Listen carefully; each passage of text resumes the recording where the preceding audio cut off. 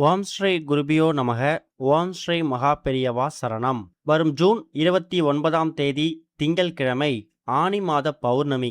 இப்போ நாம சொல்லக்கூடிய இந்த பொருட்கள்ல 5 பொருட்களை வாங்கி நீங்க வீட்டில் வைக்கிறதால செல்வ செழிப்பு பெருக்கெடுத்து ஓடும், பணம் வீட்டில் அதிகமாக பெருகும்.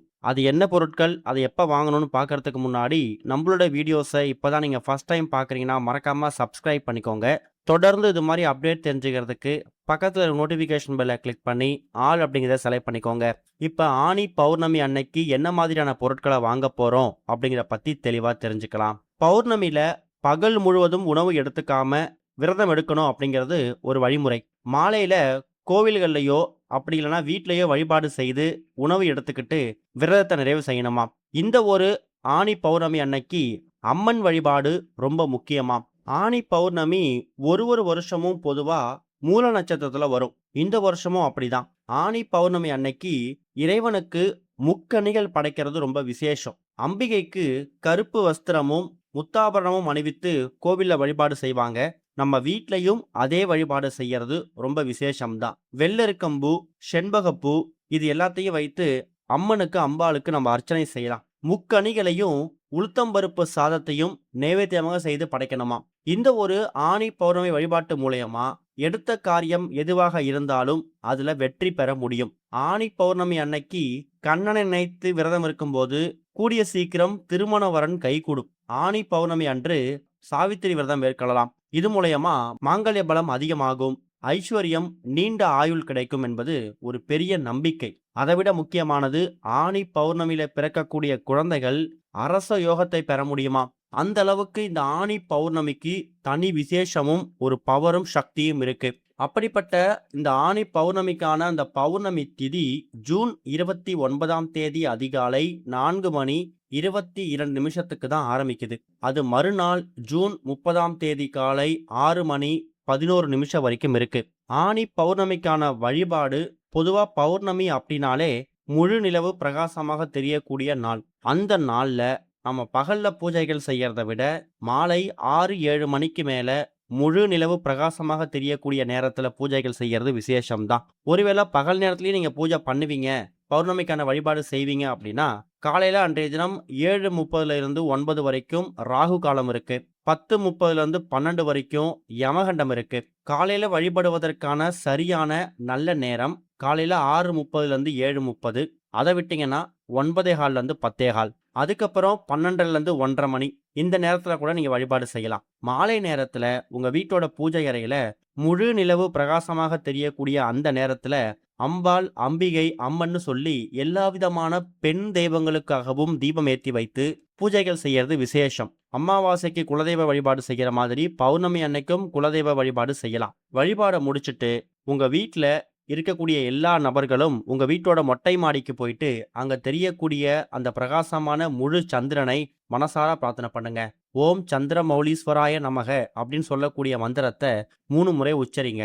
சந்திர பகவான் மனோகாரகன். நம்மளுடைய பல பதிவுகள்ல சந்திர பகவான் வழிபாடை பத்தி நம்ம சொல்லியிருக்கோம். குடும்பத்துல ஏற்படக்கூடிய கருத்து வேறுபாடு, சண்டை சச்சரவுகள், மனக்குழப்பங்கள், அப்பா பேச்ச பிள்ளைகள் கேட்கறதில்ல, பிள்ளைகள் பேச்ச அப்பா கேட்கறதில்ல, இது மாதிரி எந்த குழப்பங்கள் இருந்தாலும் அதுக்கு தீர்வு கொடுக்கக்கூடியவர் மனோகாரகன் அழைக்கப்படக்கூடிய சந்திர பகவான் தான். அவரை பிரகாசமா தெரியக்கூடிய பௌர்ணமி தினத்துல வணங்கும் போது நல்ல முன்னேற்றம் கிடைக்கும். அதே மாதிரி குடும்பத்துல ஒற்றுமை மேலோங்கும். இப்படி பல மகத்துவங்கள் நிறைந்த பலவிதமான இறை வழிபாட்டுக்கு பயன்படுத்தக்கூடிய இந்த ஆனி பௌர்ணமி தினத்துல நம்ம என்னென்ன பொருட்கள் வாங்குறோமோ, என்ன செய்கிறோமோ, என்ன விஷயங்கள் பேசுறோமோ அது நம்ம வீட்டுல பன்மடங்கு பெருகும். உதாரணத்துக்கு இப்ப நம்ம சொல்லக்கூடிய பொருட்கள்ல ஒரு சில பொருட்கள் ரொம்ப ரொம்ப முக்கியமான பொருட்கள். அதுல ஒரு சில பொருட்களை வாங்கி வைக்கலாம். எல்லா பொருட்களையும் வாங்க முடியும் அப்படின்னாலும் தாராளமா வாங்கலாம், தப்பில்லை. இந்த பொருட்களை வாங்குவதற்கு நீங்க முழு நிலவு தெரியற வரைக்கும் வெயிட் பண்ண வேணாம். பகல் நேரத்துல ராகு காலம், யமகண்டம் இல்லாத மாதிரி பார்த்து நல்ல நேரமா பார்த்து வாங்கிட்டு வந்து வச்சிடுங்க.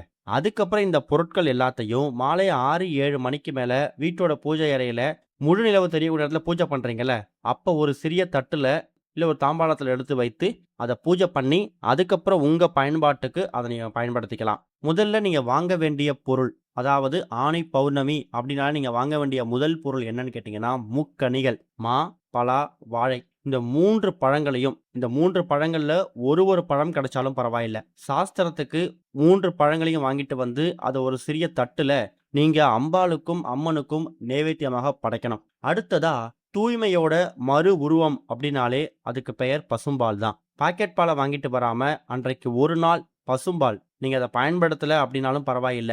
அந்த பசும்பால வாங்கிட்டு வந்து அத நீங்க பசும்பால காய்ச்சி அத நீங்க பிரசாதமா அம்பாளுக்கோ, அம்மனுக்கோ இல்ல உங்க தெய்வங்களுக்கோ நீங்க நைவேத்தியமாக படைக்கலாம். அடுத்ததா சந்தனம். சந்தனம் வந்து ஒரிஜினல் சந்தனமா வாங்க முடிஞ்சா நாட்டு மருந்து கடைகள்ல கிடைக்கும். டிபார்ட்மெண்ட் ஸ்டோர்லயோ இல்ல கோவில்ல இருக்கக்கூடிய அந்த தேவஸ்தான கடைகள்லயோ தூய்மையான ஒரிஜினல் சந்தனம் கிடைக்கும். அதை வாங்கிட்டு வந்து ஆனி பௌர்ணமி தினத்துல பூஜை அறையில நிலவு தெரியக்கூடிய அந்த நேரத்துல அந்த சந்தனத்தை இழைக்கும்போது அதுலருந்து ஒரு வாசம் வரும்ல.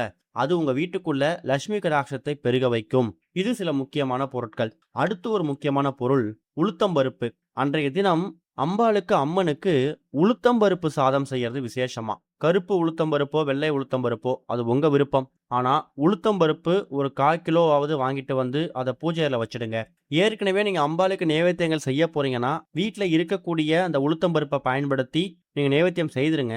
ஆனா அன்றைக்கு வாங்கணும் அப்படிங்கிற சாஸ்திரத்துக்காக ஒரு 200 கிராமோ இல்ல ஒரு 1/2 கிலோவோ எவ்வளோ முடியுதோ அந்த உளுத்தம் பருப்ப வாங்கிட்டு வந்து வீட்டோட பூஜை அறையில வச்சு பூஜை பண்ணி அம்மனுக்கு சமர்ப்பிச்சுட்டு அதுக்கப்புறம் நீங்க பயன்படுத்திக்கலாம். அடுத்து ஒரு முக்கியமான பொருள் பச்சரிசி. சந்திர பகவான் அவருக்கு உரிய தினம் திங்கள்கிழமை. சிவபெருமானுக்கும் உகந்த தினம் திங்கள்கிழமையில இந்த ஆனி பௌர்ணமி வந்திருக்கு. இவங்க 2 பேருக்கும் உரிய அந்த தினத்துல அவங்க 2 பேருக்கும் பொதுவான ஒரு பொருள் வந்து பச்சரிசி தான். ஏற்கனவே உங்க வீட்ல பச்சரிசி இருந்தாலும் பரவாயில்ல. அந்த பச்சரிசிய வாங்கிட்டு வந்து வீட்டோட பூஜை அறையில வச்சு பூஜை பண்ணிட்டு, அதுக்கப்புறம் மறுநாள் நீங்க வேற ஏதாவது நைவேத்தியங்கள் செய்வதற்காகவோ, வேற விஷயங்களுக்காகவோ பயன்படுத்திக்கலாம். தப்பு கிடையாது. அடுத்து இப்ப நாம சொல்லக்கூடிய பொருட்கள்லாம் ரொம்ப ரொம்ப முக்கியமான பொருட்கள். அம்பிகைக்கு உகந்த வெள்ளை நிற மலர்கள். அது வந்து வாசனை மலர்களா இருந்தாலும் பரவாயில்ல. ஆனா பூஜைக்கு பயன்படுத்தக்கூடிய வெண்மை நிற மலர்கள் எதுவா இருந்தாலும் பரவாயில்ல. அத வாங்கிட்டு வந்து பூஜை அறையில சமர்ப்பிக்கணும். அடுத்ததா பூஜைக்கு பயன்படுத்தக்கூடிய குங்குமம், மஞ்சள், கற்பூரம், சாம்பிராணி, ஊதுபத்தி. இது எல்லாத்துலயும் சாஸ்திரத்துக்கு கொஞ்சம் கொஞ்சம் வாங்கிட்டு வந்து வீட்ல வைக்கணும். அது மூலியமா வீட்ல இருக்கக்கூடிய கெடுதல்கள் அறவே நீங்கும். இது போக விளக்குக்கு, தீபத்துக்கு பயன்படுத்தக்கூடிய அந்த திரி, நல்லெண்ணெய், தீப எண்ணெய் இது எல்லாத்தையும் வீட்ல வாங்கிட்டு வந்து சேர்க்கறதும் வீட்டுக்குள்ள நன்மையை அதிகமாக்கும். முழு நிலவு பிரகாசமாக தெரியக்கூடிய பௌர்ணமி தினத்துல இந்த உலகமே வெளிச்சமாக இருக்கக்கூடிய அந்த நாள்ல நீங்க என்ன பரிகாரம் செய்தாலும் நிச்சயம் அதுக்கான பலன் உண்டு.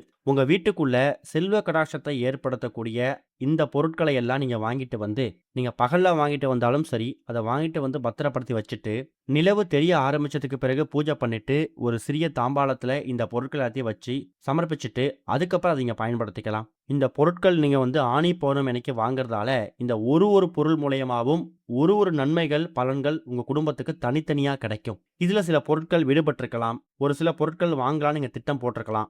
அந்த பொருட்களையும் வண்டி வாகனங்கள் வாங்குறதுக்கோ, சொத்து, வீடு, நிலம் இது சம்பந்தப்பட்ட விஷயங்களுக்காக பேச்சுவார்த்தை பண்றதுக்கோ, வாங்குறதுக்கான விஷயங்கள் ஈடுபடுறதுக்கோ தாராளமா செய்யலாம். இந்த ஒரு ஆணி பௌர்ணமி அன்னைக்கு இந்த பொருட்களை வாங்கி வைங்க. கண்டிப்பா நல்ல முன்னேற்றம் கிடைக்கும். ஓம் ஸ்ரீ குருபியோ நமக. ஓம் ஸ்ரீ மகா பெரியவா சரணம்.